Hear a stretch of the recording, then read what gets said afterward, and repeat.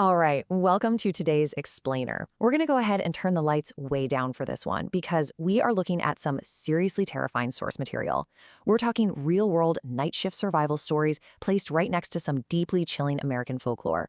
And as I was going through these accounts, a crazy pattern emerged. They literally all trigger the exact same mechanics of fear in our brains. Let's find out exactly why that happens. Listen to this. A 21-year-old clerk is working the closing shift, totally alone, right?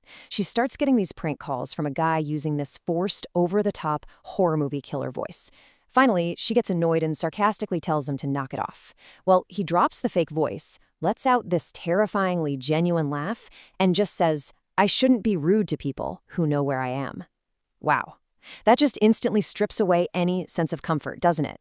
It shows how fast a mundane night shift goes completely off the rails when that invisible barrier between a safe workplace and a malicious outsider just vanishes. So it really begs the question, what actually scares us more? Is it a masked group of humans coordinating in a black van, or is it some shape-shifting beast lurking out in the trees? Well, the answer actually lies in how our brains process danger. And surprisingly enough, both of these nightmares rely on the exact same psychological triggers to make you panic. Okay, so it all starts with absolute isolation. Fear absolutely needs a vacuum to thrive. You take away the coworkers, the managers, the bustling crowds, and suddenly that psychological safety net we all rely on, it is completely gone. Think about it. Whether it's a brightly lit retail store at 2 in the morning, some dive bar on a totally dead Tuesday, or a young guy named Mehul arriving at a secluded New Mexico construction site miles from anyone else. In every single one of these scenarios, creating this isolated vacuum is literally the very first weapon a predator uses against you. They need you alone. And once we're isolated, we cross over into the uncanny valley. This is that horrifying split second where our brains detect a threat before we even consciously realize it's happening. Here's a wild little fact for you. Your brain's fear center, the amygdala, it actually processes danger milliseconds before your logical brain catches up. Actually, scratch that. One survivor described it way better. She said it was this heavy feeling in the pit of her stomach, like her body already knew something was terribly, terribly wrong. It's basically our deepest, most instinctual fear of bizarre behavior. We're talking about a man speed-walking at a cashier in the pitch dark with this deliberate, frozen smile. Or, jumping over to our folklore source, construction laborers just standing dead still, staring blankly out into the night. Our minds absolutely scream at us when something mimicking normal human behavior gets it just a little bit wrong. And there's a reason for that, right? Because real-world predators, they don't just strike at random. They follow a super chilling, highly predictable 3-step stalker's playbook. First up is observation. A guy shuffling around the gas pumps, just watching a lone clerk. Then comes the lure, maybe coming inside with some fake sob story about a broken-down car. And finally, the ambush, a hidden accomplice waiting dead quiet in the shadows. Imagine being at Walmart, right?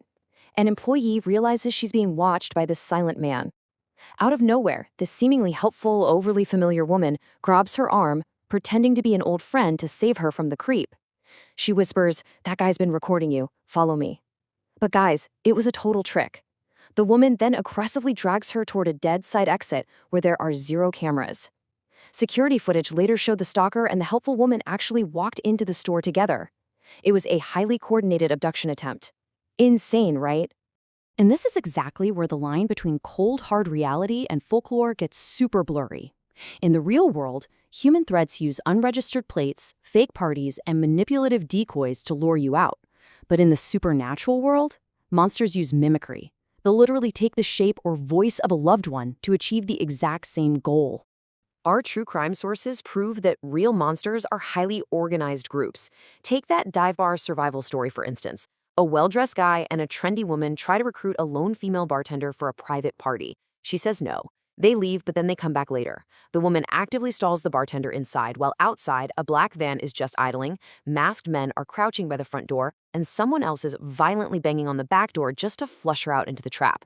That level of coordinated malice is it's incredibly real and absolutely terrifying. Which brings us right into the realm of the shapeshifter.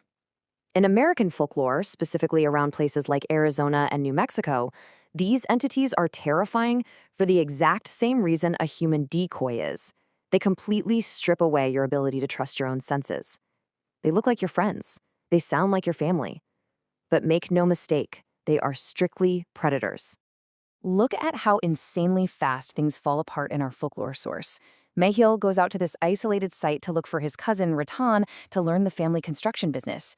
But instead, he finds those silent laborers we mentioned earlier, who quickly vanish into the dark woods. Within mere hours, this totally normal guy is thrust into a desperate, bloody battle using poisoned arrows against creatures that are literally physically mimicking his own crew. Talk about an escalation. Now picture the sheer panic of this moment. Mehul finally gets just enough cell signal to call for a rescue. But instead of help, the property owner delivers this cryptic, terrifying ultimatum. Go to the basement if you want to stay alive. Go to the left, not the right. And then just hangs up. Now Mehul is forced to navigate this pitch-black house, grabbing a crossbow as these beastly growls are literally closing in on him. And the climax here is a total gut punch. It turns out Mehul's cousin, Ratan, was a shapeshifter the entire time. After surviving this brutal fight, Mehul thinks he's being saved by his cousin, only to realize the guy smells exactly like the monsters outside.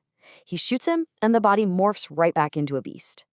Mehul finally opens that forbidden right side door in the basement and finds the real Ratan's body. But the ultimate betrayal?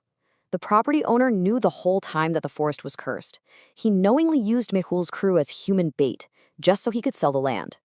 So, why do we put ourselves through this? Why do we love consuming these intense stories? Well, ultimately, it's because it lets us safely map out our deepest psychological fears. By analyzing both the real stalkers at the gas station and the mythical monsters in the woods, we're basically training our brains. We're learning to trust that gut feeling when a customer's smile doesn't quite reach their eyes, or when a total stranger is just a little too eager to help you out.